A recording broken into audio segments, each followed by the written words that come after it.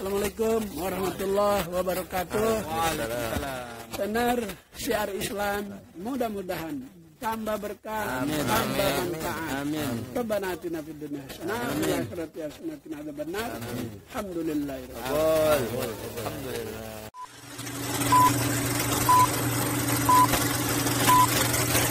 Terus aku tadi belum jawab pertanyaan yang kenapa harus ngafal Quran itu? Kenapa banyak banget hafalan, anak-anak disuruh hafal? Aku sepakat banget loh. Jadi setiap kali ada orang yang nyamperin aku minta setiap ada orang yang nyamperin aku minta tips buat ngafal Quran, pasti pertanyaan pertama aku, buat apa? Gitu. Kenapa? Gitu. Terus nanti kan dia ngasih alasan-alasan, tapi kenapa harus dihafal? Gitu.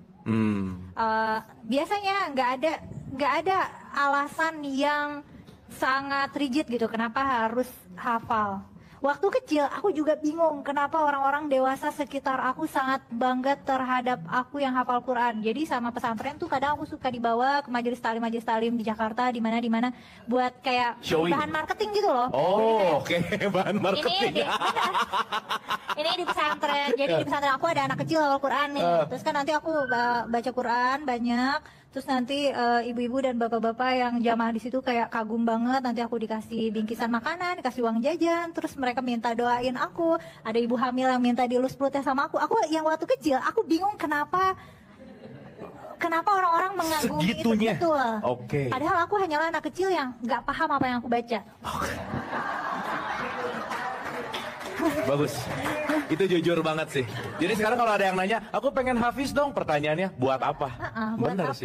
Dan selama ini yang katanya nanti orang tuanya masuk surga atau apa yang katanya hafal Quran, benar nggak ada perintah hafal Quran, itu nggak ada. Betul. Perintah untuk menghafalkan Quran nggak ada. Ada perintah untuk menjaga, tapi bukan literally menghafal secara verbatim seperti yang aku lakukan. Dan misalnya nanti orang tuanya dapat jubah kebesaran di surga gitu, itu kebanyakan justru dari hadis palsu. Hadis palsu? Oh gitu. Jadi bisa jadi hafal Quran sebenarnya tidak seistimewa itu. Oke, menarik nih. Dan ngapain? Aku ngerasa juga ini anak-anak banyak banget PR hafalannya. Waktu kecil kebetulan kayaknya menghafal itu salah satu core strength aku, jadi termasuk gampang. Malah kayak kitab-kitab kecil tuh kayak sengaja aku hafalin, nggak tahu buat apa. Nanti supaya kalau ujian ditanya, aku bisa jawab secara verbatim dari kitab gitu. Emang yang teksnya di kitab gitu, kayaknya supaya pamer aja sih. Karena kan Gua hafal loh gitu.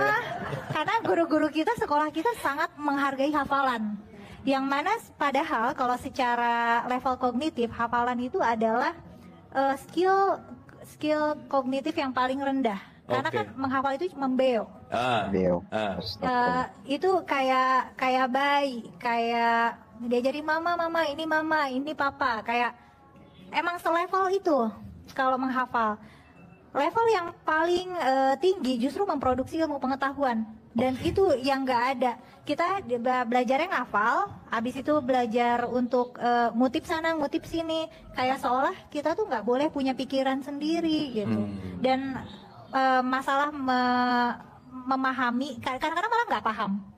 Kita cuma memahami bunyi aja, atau kadang-kadang tuh suka ada frasa-frasa yang diambil dari Quran yang padahal konteksnya nggak gitu. Ada nih penceramah yang akhir ceramahnya tuh suka bilang kalau ada yang baik itu dari Allah, kalau ada yang buruk dari saya. Itu sebenarnya dari Quran. Ada kisah di mana orang-orang Yahudi itu suka ngeledekin Nabi. Nanti kalau misalnya salah bilangnya dari diri sendiri, kalau benar bilangnya dari Allah. Itu sebenarnya ledekan orang Yahudi, itu kita adopsi jadi penutup ceramah. Oh, itu jokesnya Yahudi gitu ya, ngeledek gitu ya. Itu cara orang Yahudi ngeledekin Nabi, tapi kita jadiin penutup karena kita nggak tahu konteks ayat itu gimana gitu. Oke. Tapi itu penutup yang bagus buat stand up comedy sih. That's nice ya. Dan masalah hafal ini juga aku nggak tahu gimana ininya ya, gimana menyadarkan publik kalau misalnya secara pendidikan menghafal itu adalah komponen yang paling tidak penting dalam pendidikan. Setuju. Tidak mengajarkan kita berpikir kritis, tidak menggiring kita pada pemahaman, tapi cuma melatih kita menjadi beo aja. Keren. Boleh tepuk tangan Ibu Bapak, ini strong word banget. Yang diperintahkan kita untuk memahami dan merenungi Al-Quran. Kata Syekh Mutawalli Sya'wari, umirna bitadabbiril Qur'ani wa qad takaffalallahu bihifdhihi walakinnana insyaghalna bihifdhihi wa tarakna tadabburah.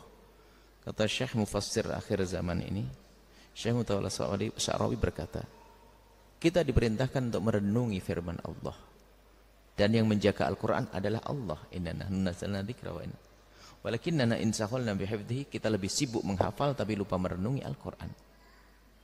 Maka yang terpenting adalah merenungi. Cuman di sana ada kabar baik bagi orang yang menghafal Al-Quran. Menghafal Al-Quran ya keutamaan Allah berikan kepadanya. Tapi kalau seandainya orang tidak menghafal Al-Quran, paling tidak berusaha untuk memahami isi Al-Quran. Dan memahami isi Al-Quran tentunya bimbingan para ulama. Nah, menghadiri kayak begini ini memahami isi Al-Quran sebetulnya. Ayat seperti itu. Jadi bagi yang membaca Al-Quran lalu belum bisa menghafal, tapi membaca saja mendapatkan kemuliaan. Bahkan bukan sampai di situ. Yang bacaannya jelek. Ibu-ibu yang belajar Al-Quran setelah pensiun. Ada? Ada. Itu Masya Allah. Belajar Al-Quran terbata-bata. Maksudnya terbata-bata tuh nggak beres-beres alif ba ta tok, nggak selesai. Baca Al-Qur'annya susah. Pernah ada pada zaman Nabi ya tak. Ada orang baca Al-Qur'an tuh berat, susah. Ngadu ke Nabi, bagaimana dengan ibu-ibu sepuh yang baca Al-Qur'an yang berepotan? Nabi penuh kasih menjawab, bagi ibu itu dapat 2 pahala. Pahala baca Al-Quran utuh, pahala capeknya. Maka jangan ragu, biarpun belajar Qurannya setelah pensiunan, tetap semangat baca Al-Quran. Dan itu nanti Al-Quran berikan syafaat kepadanya. Nah, yang kami omongkan tadi tidak melemahkan semangat orang menghafal. Yang menghafal Quran tetap semangat menghafal. Tapi ingat, memahami lebih penting daripada menghafal. Dari segi orang tua, kita harus tahu bahwasanya hafalan Al-Quran itu rezeki dari Allah. Kalau itu rezeki dari Allah, berarti Allah akan ngasih pada orang mungkin berbeda-beda. La tuharrik bihi lisanaka lita'jala bih, inna alaina jam'ahu wa qur'anah, fa idza qara'nahu fattabi qur'anah, summa inna alaina bayanah. Itu yang Allah sampaikan kepada kita, bahwasanya bukan tugasmu untuk bisa memahami bahkan menghafalkan Al-Quran. Adalah Allah yang mengumpulkan dan memberikan pada dadamu. Dan ketika kamu sudah baca, sudah mendengar, ulangi bacaannya. Tugas Allah lah yang mengumpulkan dan menjelaskan artinya. Berarti yang namanya hafalan Quran adalah rezeki dari Allah.